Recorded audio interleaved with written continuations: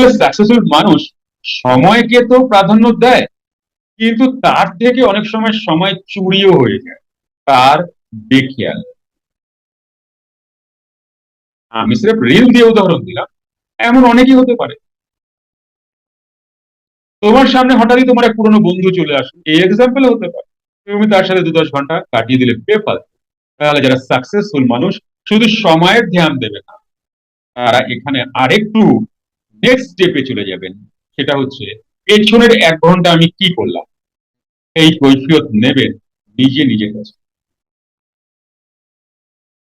পেছনের 1 ঘন্টা আমি আমার জীবনকে কতটা সুন্দর করেছি, প্রতিটি 1 ঘন্টার হিসাব নেবেন, প্রতিটি চলে যাওয়া 1 ঘন্টার হিসাব নেবেন যে সে এই 1 ঘন্টা কি করেছে, সাকসেসের জন্য সে কতটা লড়েছে এবং বা শিখেছে বা জেনেছে, বা তার সেলফ সাকসেসের জন্য সে সারাদিন কাজ করছে।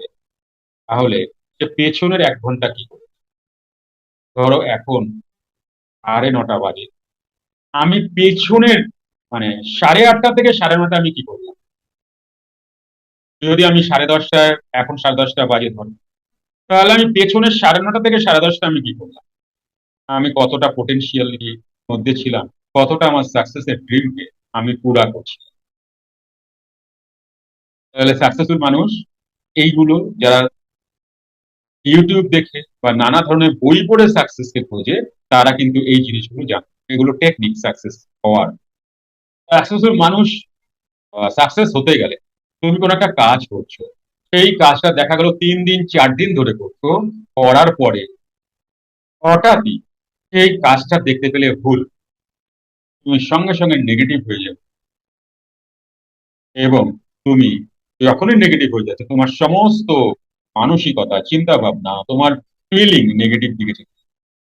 আমি একটা ভিডিও শুট করেছি, আমি সেটার উপরে তারপরে র ভিডিও, সেটাকে আমি সিস্টেমে এনেছি, সিস্টেমে তাকে কাজ করেছি, কাজ করে একটা ভিডিওকে দাঁড়া করিয়েছি, তার মধ্যে অলংকার দিয়েছি, সাউন্ড দিয়েছি, সমস্ত কিছু করার পরে আমি দেখলাম 3 দিন পরে কিংবা 4 দিন পরে আমারই কোনো ভুলে সেই ভিডিওটা ডিলিট হয়ে গেছে। আমার জীবনে অনেক হয়েছে। আমি তখন হেসেছি, বলেছি এটা বোধহয় ভালো হয়নি, আরেকটা করতে হবে। থ্যাংক ইউ, আমাকে নতুন সুযোগ দেওয়া। 1-2 বার না, অনেকবার হয়েছে আমার। আমি কখনো রেগে যাই। তাহলে তোমাদের প্রত্যেকের প্রফেশনাল জীবন আলাদা আলাদা, তো তোমাদের জীবনের অনেক কাজ হতে পারে 2-3 দিনের পরিশ্রমে তোমরা করেছো, হঠাৎ দেখা গেল সেটা কোনোভাবে মিসপ্লেস হয়ে গেছে বা কোনো রকম খারাপ হয়ে গেছে।